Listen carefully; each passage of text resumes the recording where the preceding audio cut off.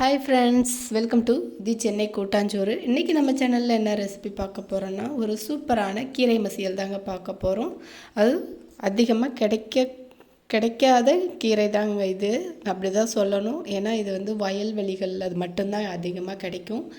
சிறு பசலை கீரை, தரை பசலைன்னு சொல்லுவாங்க இதை. சிறு பசலை கீரை நான் இது வந்து ஆல்ரெடி நம்மளோட சேனலில் போட்டிருக்கேன். ஆனால் ஒரே கலரில் கீரையெல்லாம் நான் செஞ்சுருப்பேங்க.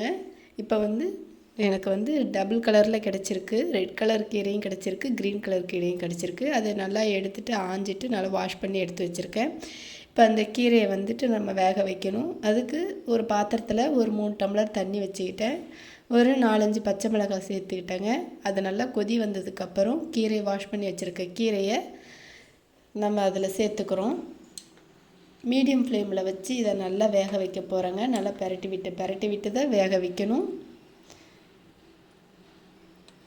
இந்த கீரையோட பெனிஃபிட் வந்து பார்த்திங்கன்னா, நல்லா வந்து யூரின் நல்லா இறங்குங்க. நல்லா அந்த கன்சீவாக இருக்கிறவங்களாம் இந்த கீரையை கிடைச்சா சாப்பிட்டா அவங்களுக்கு ரொம்ப நல்லது. இந்த கால் வீக்கம் அப்படிலாம் இருக்காது. இதில் லைட்டாக வந்துட்டு எண்ணெய் சேர்த்துக்கிறோங்க, நல்லா கொஞ்சம் கலர் வந்து மாறாமல் இருக்கிறதுக்காக. இப்போ வந்து ஒரு 6-7 பூண்டு, 6-7 பல் வந்து பூண்டு சேர்த்துக்கோங்க உரித்து. அது இதோடு சேர்த்து நல்லா வேக வச்சிடலாம்.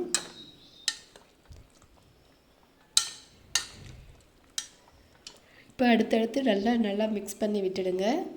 இப்போ இது நல்லா பச்சை மிளகாய், கீரை, பூண்டு நல்லா எல்லாம் வெந்து வரணும்.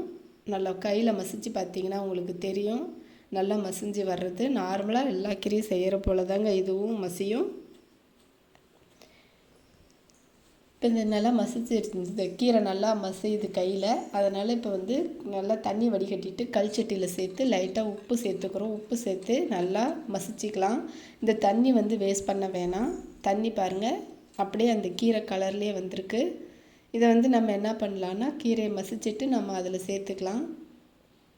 இப்போ நல்லா மத்து வச்சு நல்லா மசிச்சுக்கோங்க கீரையை. பாருங்கள் இந்தளவுக்கு ஓரளவுக்கு நல்லா மைஞ்சிருக்கு. இதில் நம்ம இன்னும் தாளிப்பு சேர்த்துட்டு அதுக்கப்புறம் மசிக்கணும். அப்போ இன்னும் நல்லா மசிஞ்சிரும். இப்போ ரொம்ப கெட்டினாக இருக்கிறதுனால லைட்டாக அந்த ஃபில்ட்ரு பண்ணி வச்சு அந்த தண்ணியவே சேர்த்து நல்லா மசிச்சுக்கலாம்.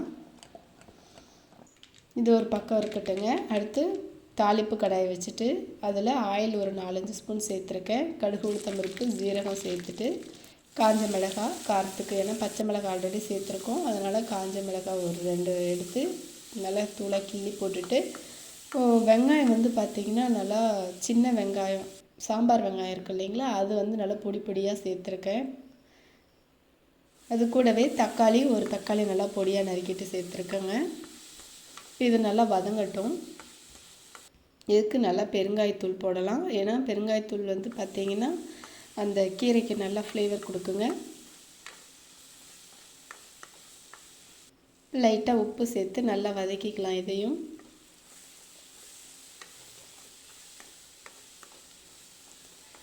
இப்போ இதுவும் நல்லா வதங்கி வரட்டும். வதங்கினதுக்கப்புறம் நம்ம இதையும் சேர்த்து கீரையிலே சேர்த்துட்டு நல்லா மசிச்சுக்கலாங்க.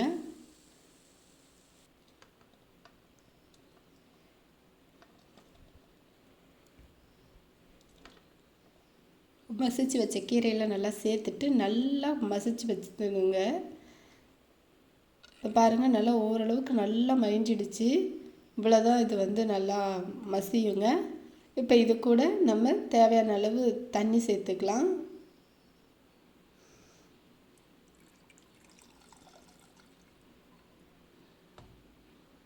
நல்லா தண்ணி சேர்த்துட்டு நல்லா மிக்ஸ் பண்ணி இறக்குனா சூப்பரான டேஸ்டியான சிறு பசலை கீரை மசியல் ரெடி. இது வந்து கிடைச்சா விட்டுறாதீங்க. கண்டிப்பாக நீங்களும் இதே போல் ட்ரை பண்ணி செஞ்சு சாப்பிட்டு பாருங்கள் ஃப்ரெண்ட்ஸ். நல்லா சாதத்துக்கெலாம் சூப்பராக இருக்கும். தேங்க்யூ, தேங்க்ஸ் ஃபார் வாட்சிங்.